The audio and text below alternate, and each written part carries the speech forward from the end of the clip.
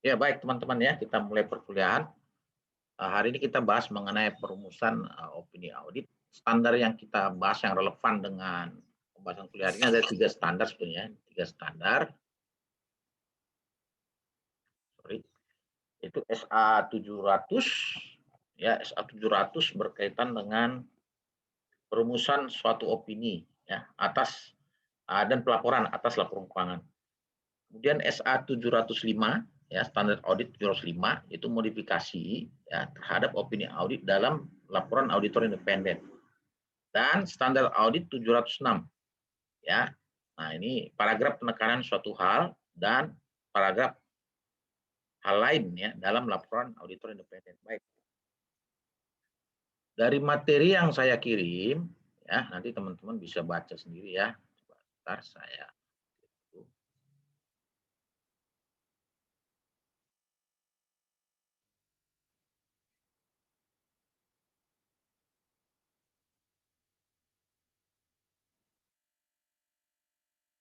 ada bikin artikel ya, nanti tolong dibaca.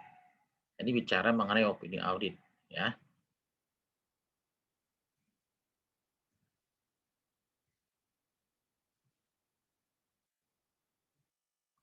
Kelihatan semua ya? Kelihatan?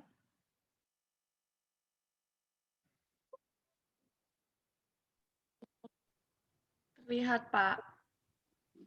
Oke, ini ada baik opini audit kita udah pernah bahas ya. Jadi ada 2 jenis opini audit ya. Satu opini audit yang modified dan satu yang unmodified.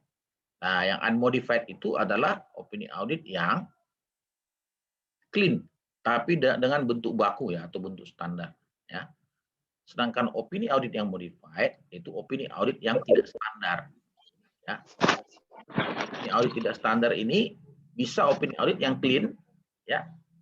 Opini audit yang clean tapi dengan paragraf penjelasan. Ya, bisa paragraf penjelasan karena penekanan suatu hal itu yang ada di dalam standar audit nomor 706 ya, yang tadi saya singgung ya. Kemudian opini audit yang modified yang lain itu adalah opini audit dengan wajar dengan pengecualian. Ya. Nah, wajar dengan pengecualian saya juga sudah pernah jelaskan ini di sesi yang lain ya. Wajar dengan pengecualian ini bisa karena beberapa hal ya, misalnya dia mengandung salah saji material namun tidak pervasif ya. Atau bisa juga ketidakmampuan untuk memperoleh bukti audit yang cukup dan tepat oleh auditor namun dampaknya tidak pervasif tapi material. Ya, itulah dia kalau dia opini yang qualified atau opini dengan pengecualian. Kemudian bentuk yang ketiga dan keempat ya, itu adalah opini audit ya tidak wajar atau adverse. Nah, opini audit tidak wajar ini di mana laporan keuangan memang mengandung material salah saji yang material dan bukan hanya material tetapi juga dia pervasif. Ya, pervasif. Kemudian disclaimer. Ini jenis opini audit yang terakhir. Disclaimer ya, ketidakmampuan untuk memperoleh bukti audit oleh auditor secara cukup dan tepat dan dampaknya material dan pervasif.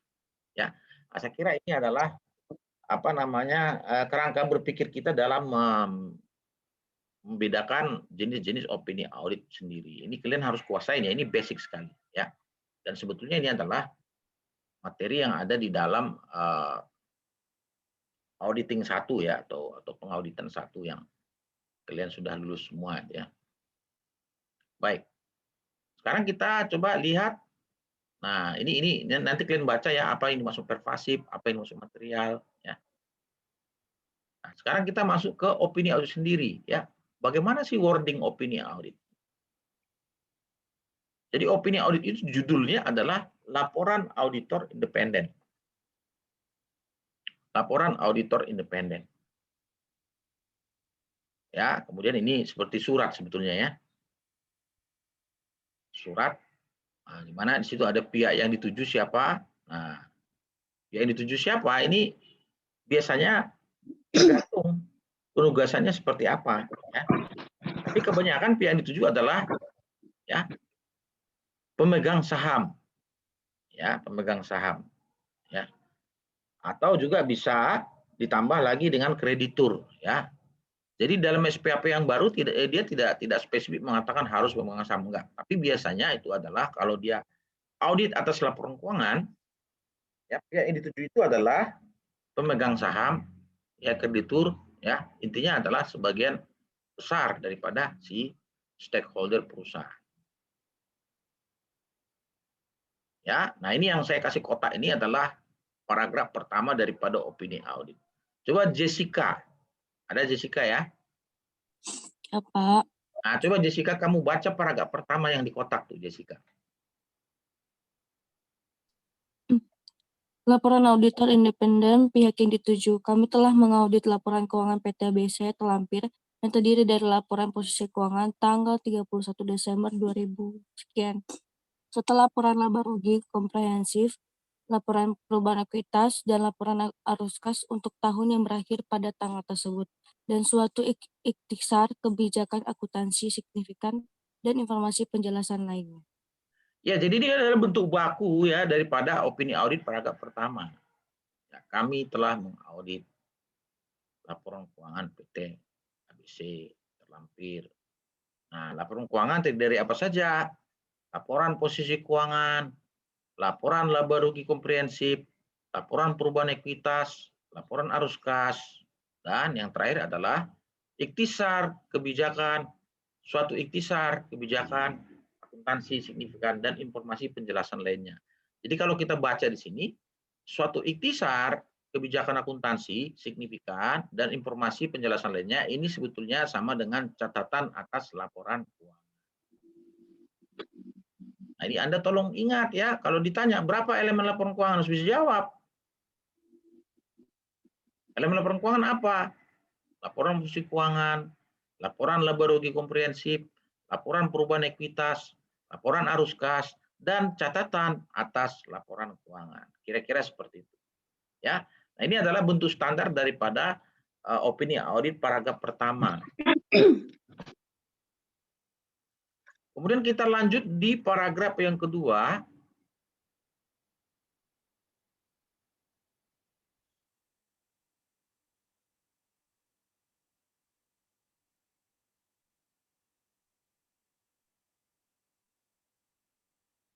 Nanti kalian bisa compare ya yang ada di yang saya pernah kirim yang di International Standards on Auditing yang bentuk soft copy ya. Baik, ini paragraf kedua. Paragraf kedua ini bicara mengenai manajemen tanggung jawab laporan keuangan. Baik, sorry saya belum jelasin tadi yang paragraf pertama ya, yang spesifik mengenai periode pelaporan keuangan. Baik, coba perhatikan yang tadi yang paragraf pertama masih ya. Nah, paragraf pertama kami telah mengaudit itu harus diidentifikasi yang diaudit itu adalah laporan keuangan untuk periode kapan. Jelas ya, untuk periode kapan. Di sini yang terdiri dari laporan keuangan, ya, yang terdiri dari laporan posisi keuangan, tanggal, nah ada tanggalnya, 31 Desember 20 X. Ya, kira-kira begitu. Ya, jadi ada identifikasi periodenya. Periodenya per kapan harus jelas, ya, jangan nggak jelas periodenya ya. Kira-kira begitu. Kemudian kita masuk ke paragraf yang kedua tadi. Jadi yang diaudit itu laporan keuangan itu semua elemennya, termasuk notes-nya ya, termasuk notes-nya.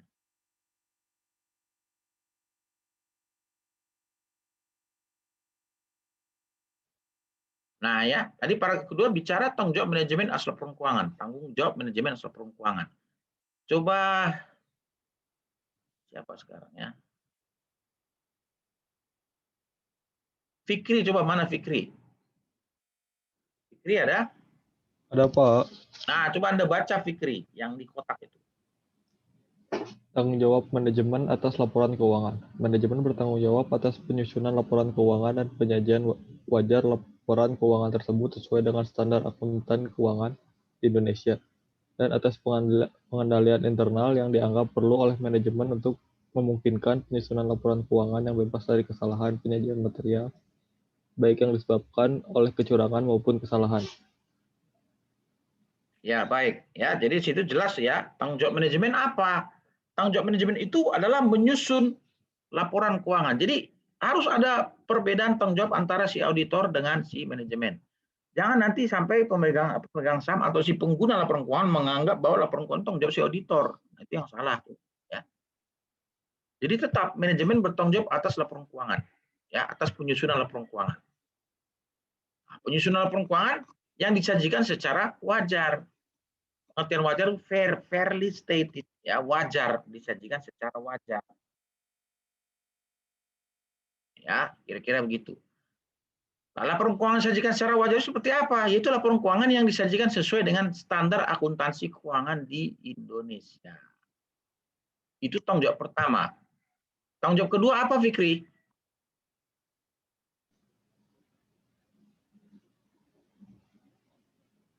Apa tanggung jawab kedua, Fikri?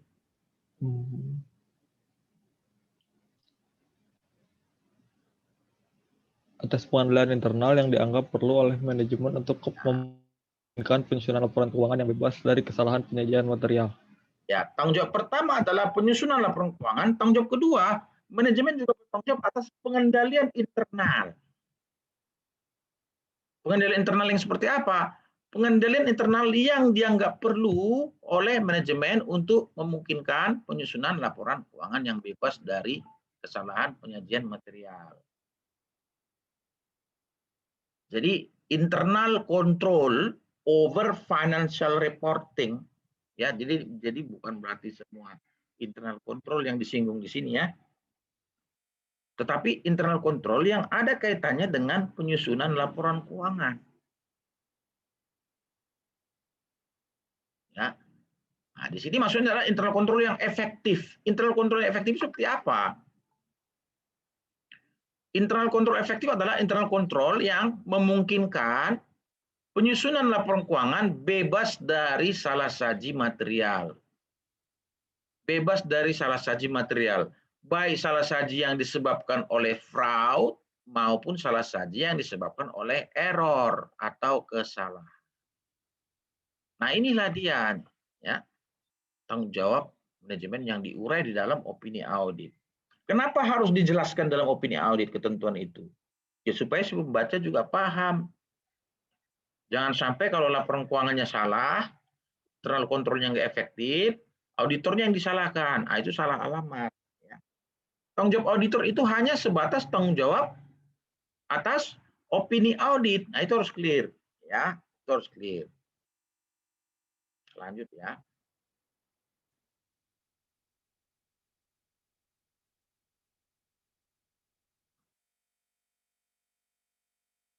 Nah, sekarang kemudian ada dibahas mengenai tanggung jawab auditor. Ini yang di kotak yang besar ya. Apa tanggung jawab auditor? Nah, coba baca si Selina, coba Selina. Paragraf pertama saja ya. Silakan Selina. Iya Pak, tanggung jawab auditor, tanggung jawab kami adalah menyatakan suatu opini atas laporan keuangan tersebut berdasarkan audit kami. Kami melaksanakan audit kami berdasarkan standar audit yang ditetapkan oleh Institut Akuntan Publik Indonesia. Standar tersebut mengharuskan kami untuk mematuhi ketentuan etika serta merencanakan dan melaksanakan audit untuk memperoleh keyakinan memadai tentang apakah laporan keuangan tersebut bebas dari kesalahan penyajian material. Ya, inilah tanggung jawab auditor. Tanggung jawab auditor itu apa? Menyatakan suatu opini atas laporan keuangan, ya, berdasarkan standar audit ya. Jadi dia ngaudit. Jadi opini atas laporan keuangan berdasarkan audit yang dilakukan, ya. Nah, audit yang dilakukan ini dilakukan berdasarkan standar audit yang ditetapkan oleh IAPI, Institut Akuntan Publik Indonesia. Standar audit ini mengharuskan auditor untuk mematuhi ketentuan etika serta merencanakan dan melakukan audit untuk memperoleh keyakinan memadai, reasonable assurance, ya, tentang apakah laporan keuangan tersebut bebas dari salah saji material. Nah, inilah tanggung jawab auditor diuraikan di sini, ya. Jadi auditor itu hanya bertanggung jawab atas opini audit. Di mana opini audit ini harus disusun ya berdasarkan audit yang dilakukan, dan audit yang dilakukan itu harus berdasarkan standar audit yang dikeluarkan oleh IAPI. Inilah tanggung jawabnya. Jadi kalau ada audit nih tapi tidak dilakukan sesuai dengan standar audit, nah maka di situ auditornya salah. Ya, salah. Tapi kalau laporan keuangan tidak disesuaikan dengan SAK, laporan keuangan tidak sesuai dengan SAK, maka yang salah bukan auditor, tapi manajemen. Bisa ya? Nah, dikasih audit, diaudit oleh auditor. Nah, opininya apa? Loh, ini laporan keuangan salah, maka opininya misalnya kualifikasi atau plus. Itu clear ya. Tapi kalau misalnya begini, laporan keuangannya itu tidak sesuai dengan tidak comply dengan standar akuntansi keuangan, tapi dikasih clean. Yang salah siapa? Dalam hal laporan keuangan yang salah manajemen. Tetapi dalam hal opini audit, loh ini kok bisa ya laporan keuangan tidak sesuai dengan SAK tetapi dikasih clean. Jangan-jangan, nah auditornya tidak sesuai dengan SPAP atau standar audit yang ada. Ya, kan gitu. Maka dicek, mana nih prosedur Anda, kok Anda bilang clean? Padahal ini nggak sesuai dengan SAK. Dicek, oh iya, ternyata audit yang dilakukan kurang prosedur. Atau audit yang dilakukan ternyata tidak sesuai dengan standar audit yang ada. Standar audit ini mengharuskan si auditor itu mematuhi ketentuan etika, melakukan planning, melakukan field work untuk memperoleh reasonable assurance. Saya sudah jelaskan mengenai reasonable assurance-nya. Untuk memperoleh keyakinan yang memadai. Keyakinan yang memadai. Tentang apakah laporan keuangan ini bebas dari salah saji material. Bisa ya? Ini tanggung jawab si auditor. Pertanyaan berikutnya adalah, ngaudit itu ngapain sih? Audit itu ngapain sih? Ya kan gitu. Nah, kalau kalian mau tahu bahasa ringkas, singkat, padat, maka kalian ambil dari opini audit ini. Di sini dijelaskan audit itu ngapain sih? Ya, nah itu mulai dari alinea yang kedua atau yang baris keempat itu ya. Sorry, bukan baris keempat, kalimat yang keempat. Alinea yang kedua. Coba dibaca coba. Silakan Albertus David Kevin. Suatu audit melibatkan pelaksanaan prosedur untuk memperoleh bukti audit tentang angka-angka dan pengungkapan dalam laporan keuangan. Prosedur yang dipilih bergantung pada pertimbangan auditor, termasuk penilaian atas risiko kesalahan penyajian material dalam laporan keuangan, baik yang disebabkan oleh kecurangan maupun kesalahan. Dalam melakukan penilaian risiko tersebut, auditor mempertimbangkan pengendalian internal yang relevan dengan penyusunan dan penyajian wajar laporan keuangan entitas untuk merancang prosedur audit yang tepat sesuai dengan kondisinya, tetapi bukan untuk tujuan menyatakan opini atas keefektivitasan pengendalian internal entitas.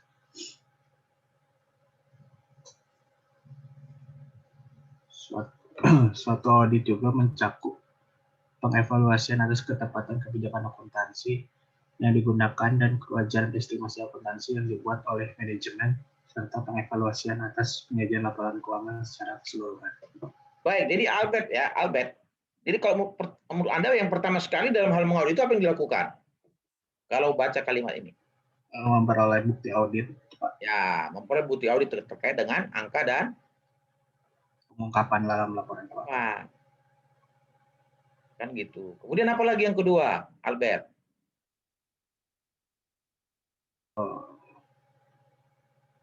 Penilaian atas risiko kesalahan penyajian material. Ya, penilaian atas risiko kesalahan penyajian material dalam laporan keuangan, baik yang disebabkan kecurangan maupun kesalahan. Apalagi yang lain? Mempertimbangkan pengendalian internal yang relevan dalam dengan penyusunan penyajian wajar laporan keuangan. Oke, ya. Kemudian yang apa lagi yang lain? Yang terakhir.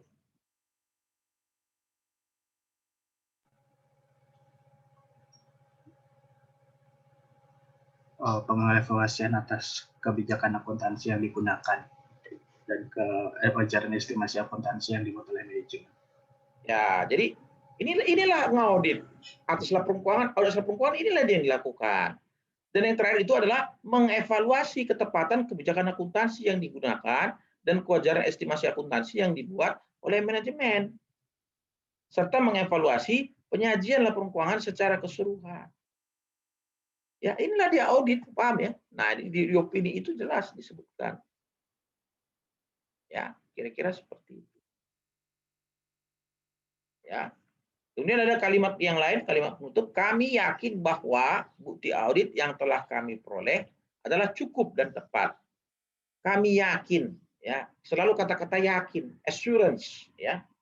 Bukan kepastian, tapi keyakinan. Kami yakin, karena dia adalah seorang ahli, ya.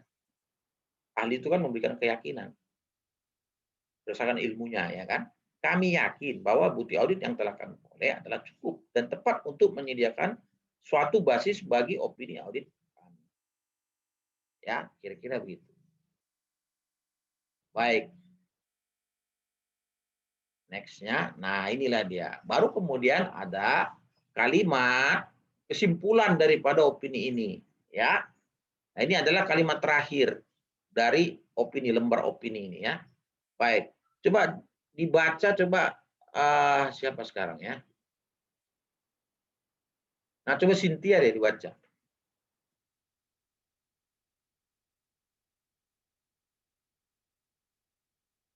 Ada Cynthia? Cynthia Pardosi?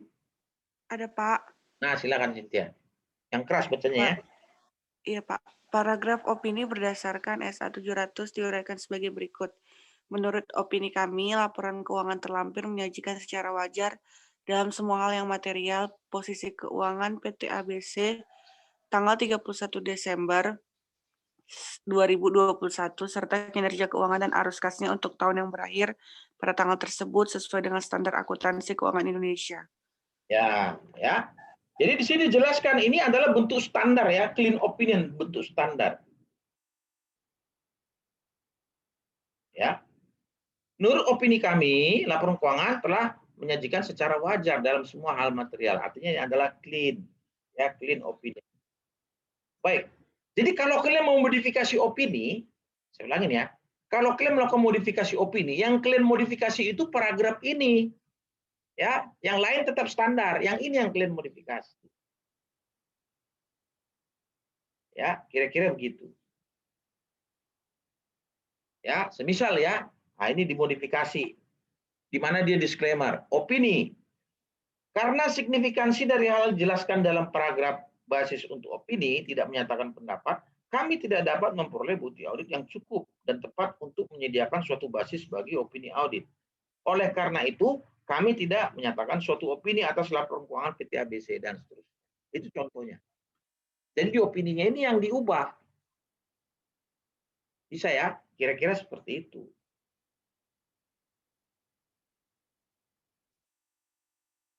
Ya, atau bisa juga ditambah nanti untuk di atasnya lagi satu paragraf sendiri di atas ini. Sebelumnya, basis untuk opini tidak menyatakan pendapat.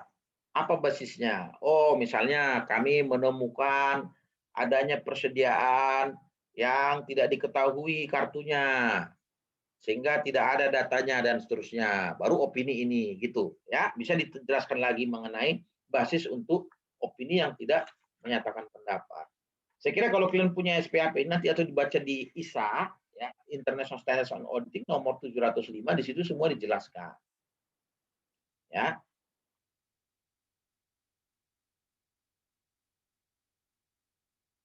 Baik. Yang kedua, ya, ini saya kira kalau kalian baca ini clear sekali, ya, di sini. Contoh-contohnya juga komplit, ya. Contohnya komplit. Jadi nanti kalau ujian bisa saja terjadi begini, ujian, ya. Saya kasih bikin kasus, ya. Kemudian katakanlah kalian nanti di kasus itu saya jelaskan bahwa oh ini gudang kebakaran, persediaan hilang sekian, total aset sekian, persediaan hilang sekian, datanya tidak jelas.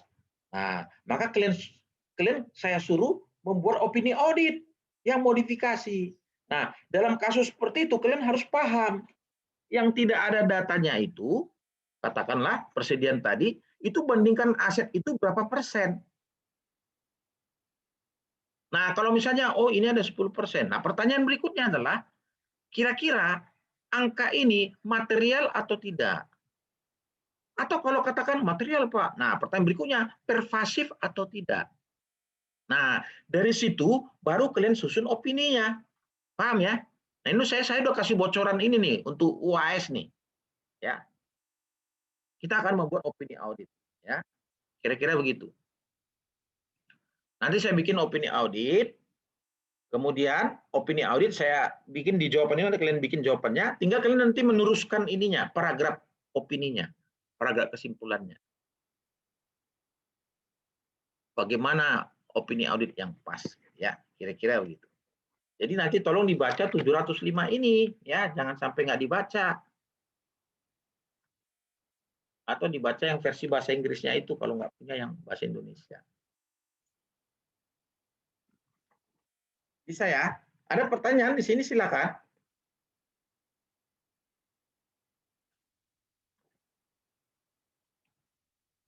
Pak, Ya, silakan. jadi nanti UAS-nya itu kayak ini, Pak. Kayak gini contohnya. Ya, saya kan kasih kasusnya begini, misalnya Anda lagi ngaudit, tapi ini nggak ketemu, ini nggak ketemu. Nah, terus saya kasih opini auditnya, kalian nerusin opini audit itu. Ya, jadi kalian terusin opini audit, terutama nanti terkait dengan paragraf yang kosong ini. Bagaimana wordingnya gitu. Bisa. Itu maksud saya. Ada lagi pertanyaan, silakan. Ya, baik, Pak. Makanya bagaimana memodifikasi opini, itu tolong kalian pelajari di rumah. Contoh-contoh opini, ya, kalian pelajari di rumah, ya. Ada pertanyaan lain?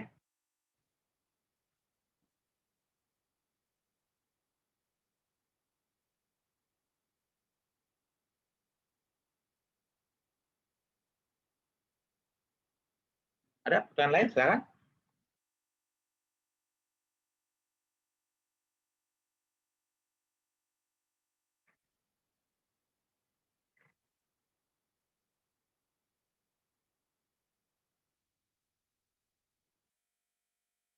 Ada pertanyaan lain? Baik, kemudian modifikasi opini, ini di 706 ya, standar audit 706. Modifikasi opini berkaitan dengan suatu hal, penekanan atas suatu hal. Sebetulnya poin ini saya sudah berikan di dalam slide saya yang sebelumnya. Sebentar ya. Coba saya tulis ini.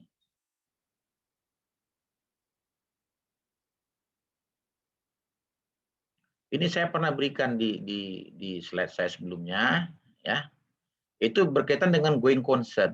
Jadi dulu cerita mengenai going concern kan itu saya ada singgung mengenai paragraf penjelasan berkaitan dengan going concern. Ada yang pernah baca nggak ya? Ada yang pernah baca?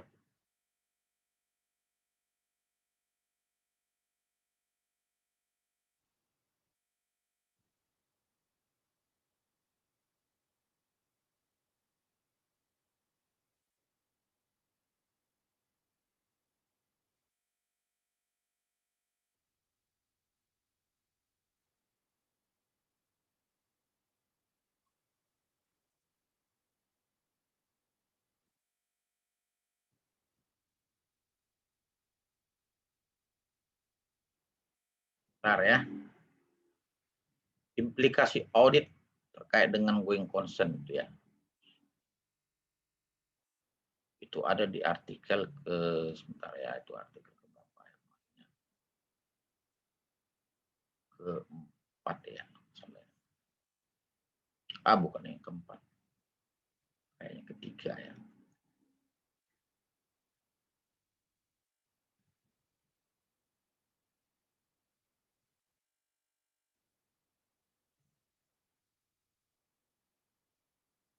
Nah, ini ya, sebentar ya. Saya coba show dulu ya.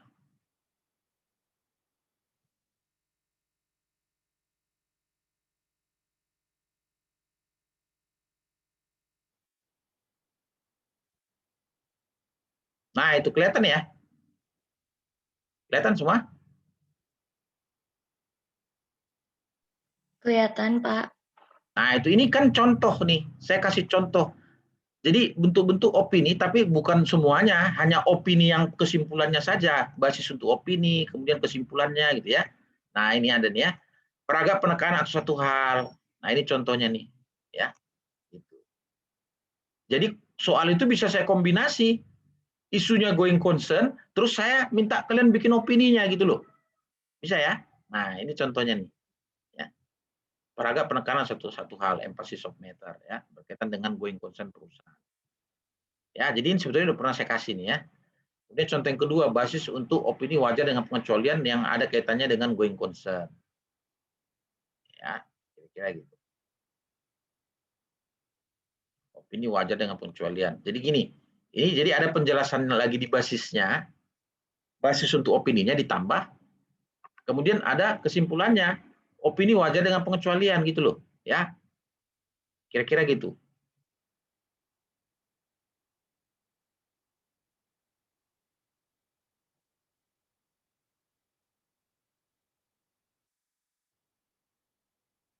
Jelas? Kemudian, nah ini contoh yang bentuk opini tidak wajar. Basisnya dulu disebutkan, basis untuk opini tidak wajarnya, baru kesimpulannya. Kan gitu. Ya. Kira-kira seperti itu.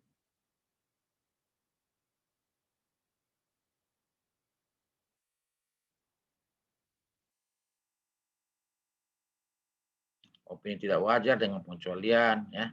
Nah, ini saya kalian bisa belajar dari diagram ini nih. Ya, contoh-contohnya.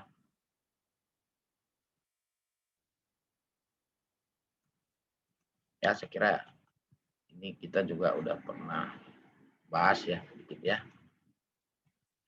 Ya, jadi memang harapan saya kalian kalau online begini mudah-mudahan kalian banyak baca lah ya. Banyak baca dari materi atau artikel yang saya berikan.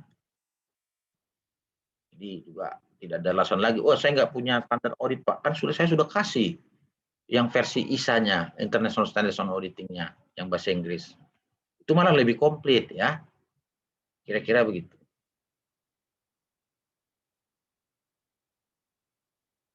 Nah, ini kan.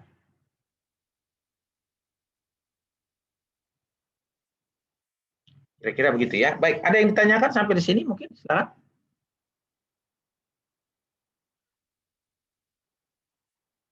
Jadi ini pertemuan kita yang terakhir ya. Mudah-mudahan kalian nanti UAS-nya baguslah nilainya ya. Bagi yang merasa kemarin UTS-nya kok jelek sekali Pak, ya sudah ya berusaha di UAS.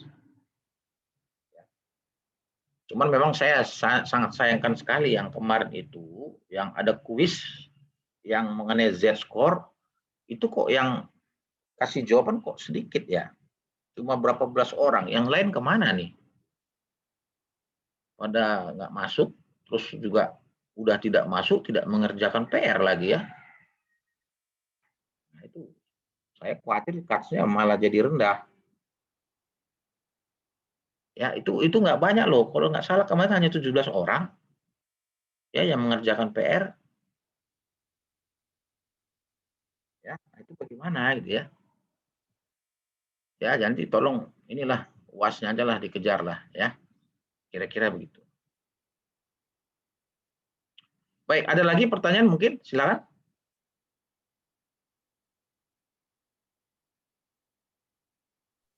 Sudah, Pak. Sudah cukup paham.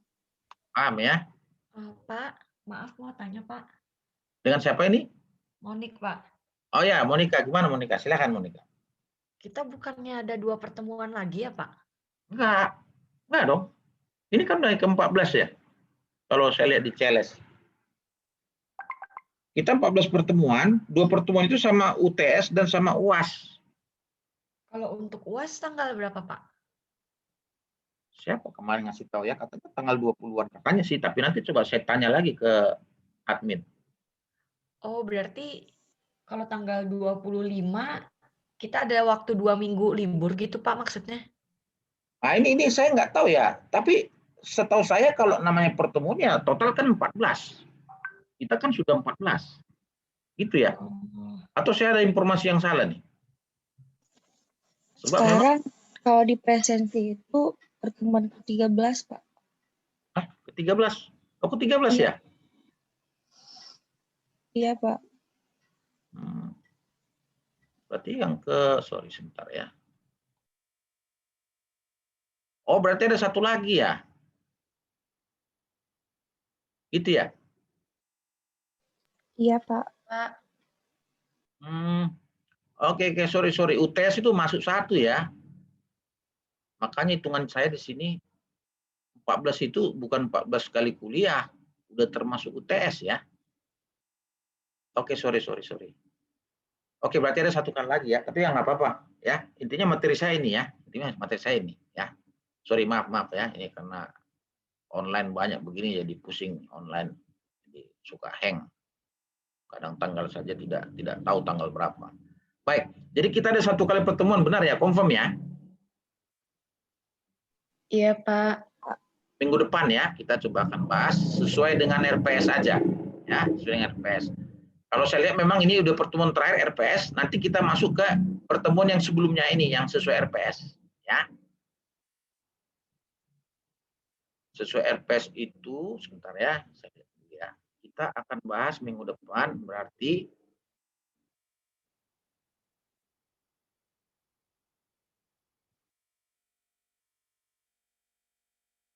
isunya adalah, sebentar, isunya berkaitan dengan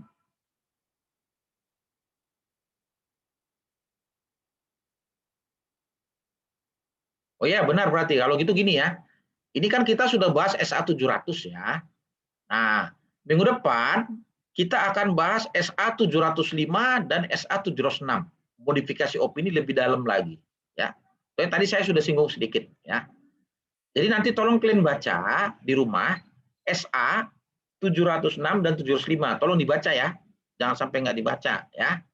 Supaya kita bisa membahas dengan efektif ya. Jadi 700 SA 700 itu artikel yang saya share ini.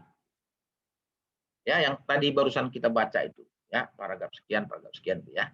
Kira-kira gitu. Jelas? Jelas ya Monica ya? Iya, Pak, jelas, Pak. Oke. Ada pertanyaan lain mungkin silakan.